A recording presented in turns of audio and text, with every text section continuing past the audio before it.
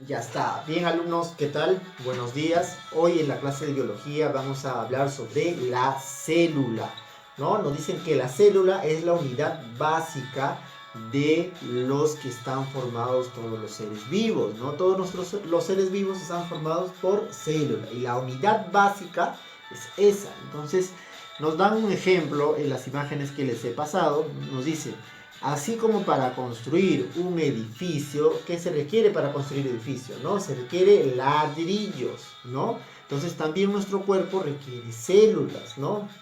Entonces, estas células tienen que ser, claro, vivas, ¿no? Sin embargo, no las podemos ver a simple vista porque las células son muy pequeñas, ¿no? Entonces, pero para poder observarlas necesitamos otro tipo de instrumentos, ¿no? Lentes muy potentes que a veces ahora han salido, o como los microscopios. Vemos ahí la imagen, ¿no? Ladrillos y tejido epitelial. Nos dice que a lo largo de toda nuestra historia, una serie de científicos nos permitieron, con sus descubrimientos, el desarrollo de la biología celular, ¿no? A continuación, una lista, ¿no?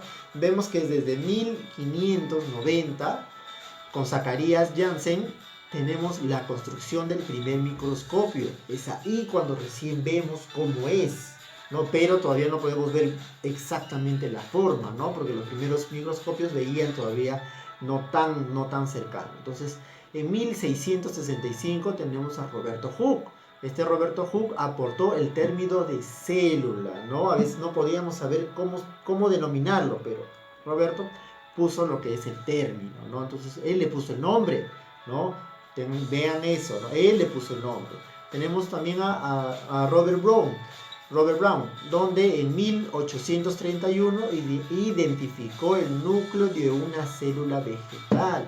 Están viendo que el medio, que son los microscopios, también van avanzando en continuidad con el año, ¿no? Entonces, si van avanzando, se ven viendo cosas mucho más específicas, ¿no? Entonces, en 1983 a 1838 a 1839,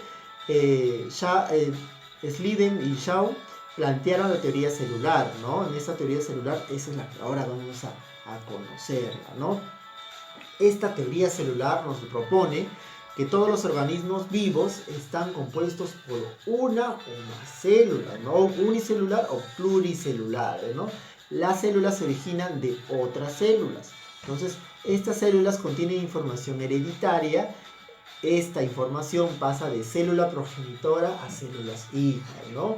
Entonces, ahora vamos a ver un poco más sobre eso, ¿no? Entonces, nos dice, ahí vemos un niño que nos está diciendo que la célula es la unidad anatómica, fisiológica y genética de todo ser vivo, capaz de realizar todas las actividades propias de un ser vivo, ¿no? Como comer también. Ahora vamos a ver sobre las células, tenemos que ver muy específicamente sobre eso, ¿no? Entonces, pasamos, ya vimos lo que es la teoría celular, ¿no? Donde nos proponen que los organismos vivos están compuestos por una o más células, que se originan de otras células, y muchas cosas. Esa es la teoría celular, ¿no? Entonces, la célula tiene la clasificación en que existen muchos criterios para clasificar las células. Por ejemplo, según su tamaño, según su forma, según su nutrición y según su evolución, ¿no? Entonces, vemos la clasificación por números como dice su palabra, unicelular, una sola célula, como las bacterias o las cianobacterias, multicelular, como los protozoarios, los algas, los hongos y las plantas o animales, ¿no? Como nosotros, ¿no? Entonces, luego vemos la nutrición, puede ser autótrofa, crear su propio alimento, autótrofas, como las plantas o las algas, o las heterótrofas, que buscan alimento de otra parte, como animales, hongos o protozoarios, ¿no? También tenemos esta evolución. En evolución tenemos en procariota y eucariota, ¿no? En procariota tenemos a las bacterias y a las cianobacterias, y la eucariota tenemos a los protozoarios, las algas, los hongos, las plantas y también lo que somos los animales, ¿no? Entonces los animales tenemos lo que son, en números tenemos multicelular, tenemos varias células. en lo que es nutrición somos heterótrofas, buscamos alimento de otro lado. Entonces, y en la evolución somos eucariotas, ¿no? Las células son eucariotas porque nosotros somos animales, ¿no? Entonces vamos a ver el inicio, célula eucariota y célula procariota, ¿no? Como vemos en la imagen, pro viene de antes y carión viene de núcleo. Entonces son las primeras, las procariotas son las primeras en aparecer, son muy simples, carecen de membrana nuclear o carioteca, es decir que no tienen un núcleo definido, su ADN es circular y se encuentra dispersa en el citoplasma, ¿no? Entonces encontramos este tipo de células donde en las bacterias y en las cianobacterias, ¿no? Entonces vemos que también está la otra, que es célula eucariota. La célula eucariota, que viene eu de verdadero y carión viene de núcleo.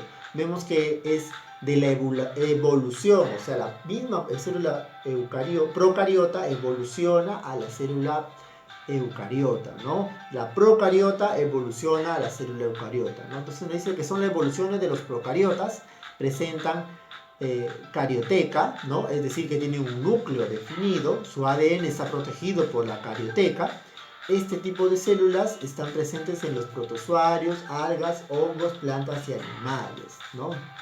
Vemos ahí un ejemplo de lo que es la célula procariota, ¿no? Entonces estamos viendo que vemos una imagen de un animalito donde dice, ¿sabías que las cianobacterias se les llegó a llamar cianófilos o algas verdes o azules, ¿no? Esos son datos ejemplares. Vemos en la siguiente imagen a la célula animal y a la célula vegetal, ¿no?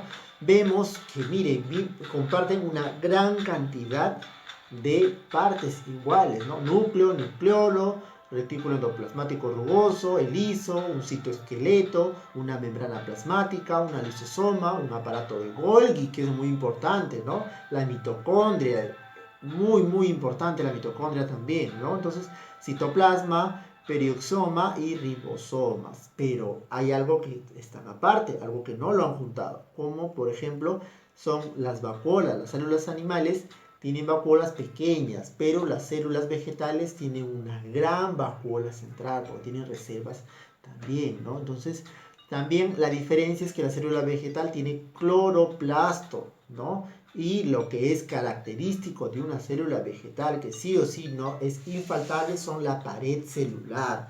Tiene forma, tiene pared, ¿no? Vamos a ver, en el microscopio se ve, ¿no? Que son tipo cuadrículas, ¿no? Entonces eso le da, la pared le da la forma, ¿no? Entonces, pero la célula animal no tiene pared celular, ¿no? Pero la célula animal, algo que no tenga la célula vegetal son los centriolos, ¿no? Entonces, chicos, esto ya han aprendido en años anteriores, ¿no? Las partes de la célula, ¿no? Pero ahorita estamos comenzando a lo que es un repaso, ¿no? de lo que es la célula, para poder seguir con nuestras clases, ¿no? Entonces estamos viendo cada uno de ellos. Luego viene lo que es, por ejemplo, en la imagen, una célula epitelial. Esta célula, por ejemplo, es el recubrimiento de la piel, ¿no? Hay preguntas, incluso hasta el examen de admisión a las universidades te preguntan, ¿cuál es el órgano más grande del ser humano? Es la piel, porque esta piel también es un órgano, ¿no? Entonces, conjunto de células epiteliales que son lo que es lo que recubre nuestra piel, ¿no? Entonces también vienen lo que son células musculares. Estas células musculares forman los músculos, ¿no?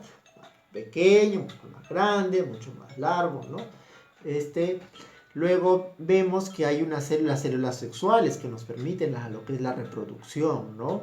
Vemos que existen células nerviosas como las neuronas ¿dónde están? En el cerebro, ¿no? Son células también del sistema nervioso, células nerviosas, ¿no? También tenemos los glóbulos rojos, ¿no?